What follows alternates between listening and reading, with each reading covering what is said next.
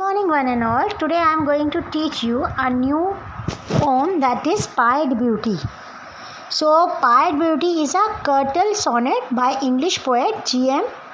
Hopkins, whose time period is 1844 to 1889, and it was written in 1877, but it was not published until 1918, when it was included as a part of collection poem of G.M. Hopkins. So this lecture will be in a bilingual way, and I will explain the theme and the analysis and everything in this lecture. So pied beauty, अगर हम शुरू करेंगे pied beauty बोलेंगे तो pied का मतलब क्या होता है? पाइड का मतलब होता है colourful, something which is very colourful. तो इस पोएम में क्या हुआ है, बहुत ही कुछ कलरफुल ब्यूटी के बारे में बात हो रही है, जो कि गॉड की तारीफ़ करते हुए, गॉड को प्रेस करते हुए पोर्ट ने लिखा है. और ये लिखा है कि जो गॉड है उसने कितनी तरह तरह की चीज़ें, कितनी कलरफुल चीज़ें, कितने अच्छे से करीने से बनाई है. He is just like an artist. और उसने किस तरह से ब्यूटीफुली हर चीज़ को डिज़ाइन किया है, और एट द एंड जो है इसको थोड़ा सा आयरनिकल टोन प्रोवाइड करते हुए वो गॉड को ये कहा है कि आपका जो ब्यूटी है ये चेंजलेस है, इसको चेंज नहीं किया जा सकता. और कब क्या आपको दिखाई देगा, कब क्या आपको पता चलेगा, कब कौन सी ब्यूटी आपके सामने आने वाली, गॉड की अलग तरीके की, कि आप उसको एक्सपेक्ट नहीं कर सकते, प्रेडिक्टेबल नहीं है. तो बिना ज़्यादा इसके बारे में बात किए हुए हम एक्सप्लेनेशन पे आते हैं और फिर हम थीम वगैरह डिस्कस करेंगे. तो यहाँ पर ये कहता है pied beauty by G.M. Hopkins. तो हॉपकिंस के बारे में आपको एक और बात बता दूँ, इन्होंने कर्टल सोनेट के नाम से ये पोम जो है 10.5 लाइन की है, 10.5 लाइन्स.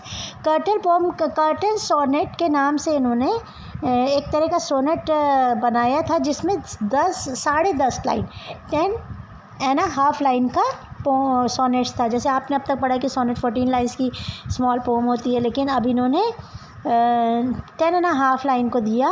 और ये इसके लिए बहुत मशहूर थे.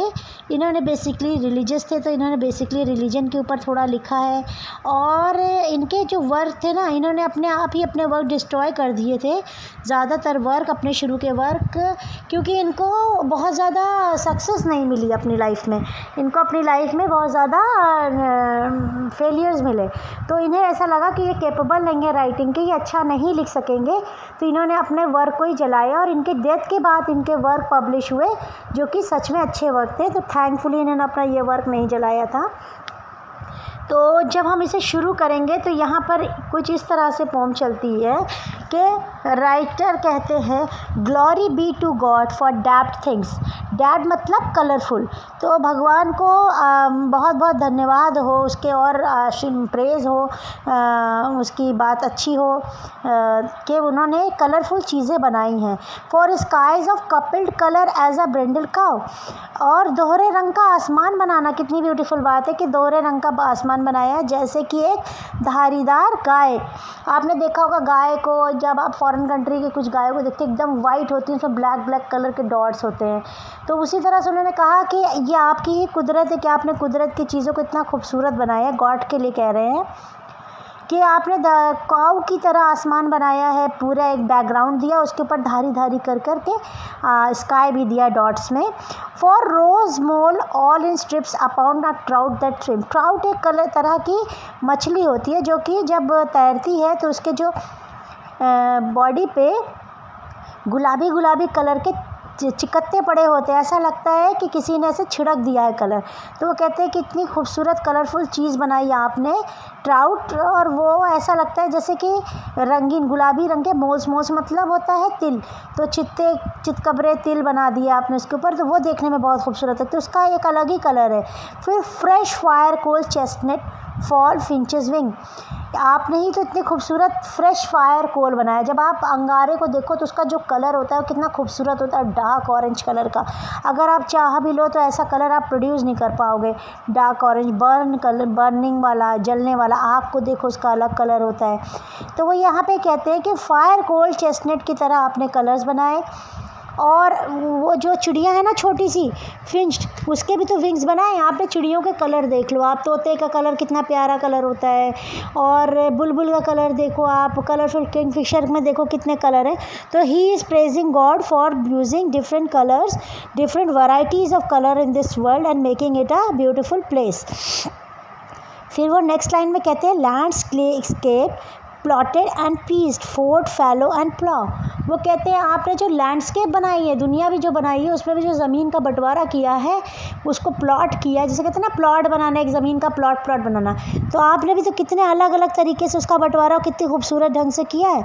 कभी उनको मुड़ा हुआ बनाया है, कभी उनको चरने लायक बनाया है, कहीं पे सब्ज़ी उगाने लायक बनाया। आपको भी तो पता है ना, अगर आप एक ज़मीन को देखेंगे तो कहीं पे पहाड़ जैसी ज़मीन होगी, कहीं पे प्लेन होगा, कहीं पे उपजाऊ ज़मीन होगी, कहीं पे पथरीली ज़मीन होगी। तो अलग अलग तरीके से आपने प्लॉट बनाया है, और हर एक जो प्लॉट है वो दूसरे से इतना डिफरेंट है कि अलग अलग औज़ारों का इस्तेमाल भी होगा उस पर। अलग अलग औज़ारों के इस्तेमाल से उसके लिए अलग अलग प्लॉटिंग बनाई है। मतलब जैसे पथरीली ज़मीन होगी तो उस पर अलग औज़ार यूज़ होगा, दूसरी तरह की ज़मीन होगी, उपजाऊ होगी, तो उस पर अलग होगा।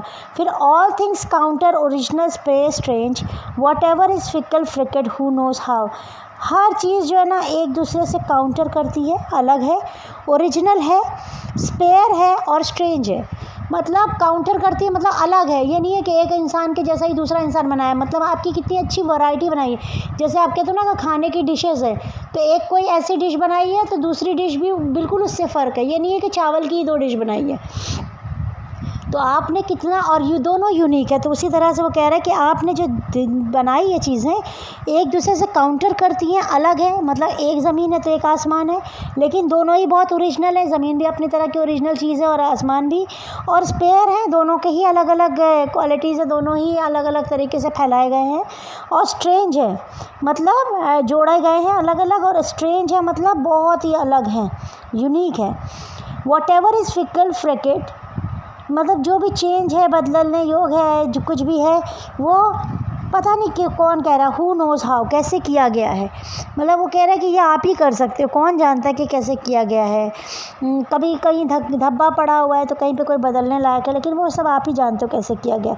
With swift slow sweet sour dazzle dim, कभी कहीं पे तेज़ी है तो कहीं कमी है, कहीं पे मीठा है तो कहीं खट्टा है। देखो आप फल ही देख लो, कोई फल इतना मीठा है तो कोई फल इतना खट्टा है, कोई चीज़ इतनी तेज़ है तो कोई दूसरी चीज़ इतनी धीमी है। डार्जलिंग डिम, कभी डैज़ल करती हुई चीज़ है, कभी डिम है, कभी मध्यम चीज़ें हैं, कभी तेज़ है, कभी चमकती चीज़ें हैं, कभी आसमान है, कहीं मध्यम आसमान दिखता है, कहीं पे तेज़ी से चमकने वाला, या कुछ भी ऐसी चीज़ें। तो वो कह रहे कभी लाइट है, आग है, जला देने वाली है, तो कहीं पानी एकदम ठंडा कर देने वाला, आग है, बर्फ़ है, सब कुदरत की चीज़ें नायाब है। फिर वो 3rd पैराग्राफ में आते हैं, इसको समझाते वो ये कहते हैं कि जो पोएट है वो इतना अट्रैक्ट हो रहा है इस वर्ल्ड की चीज़ों से कि वो हर चीज़ को अपनी ड्यूटी मान रहा है, एक पायस ड्यूटी मान रहा है प्रेज़ करने के लिए। मतलब वो प्रेज़ करना अपनी एक पायस ड्यूटी मान रहा है कि वो प्रेज़ करे। तो यहाँ पर वो ये कहता है कि इन लाइंस में क्या होता है, spiritual feeling of the poets जो है वो दिखाई देती है। लैंग्वेज जो है बहुत ही सिंपल है, fully conveyed the poets inner feelings, और उसने पूरी तरह से पोइट की इनर फीलिंग को एक्सप्रेस किया है। यहाँ पे उन्होंने कहा है कि क्रिएटर जो है वो ब्यूटीफुल थिंग बना रहा है, कलरफुल थिंग बना रहा है, यूनिक चीज़ें बना रहा है, और इस पूरे आसमान को, ज़मीन को, सबको स्प्रेड कर दिया है। और जो हमारा फादर है ना, वो ग्लोरी के लायक है, और उसको हमें प्रेज़ करना चाहिए ब्यूटीफुल चार्मिंग वर्ल्ड बनाने के लिए।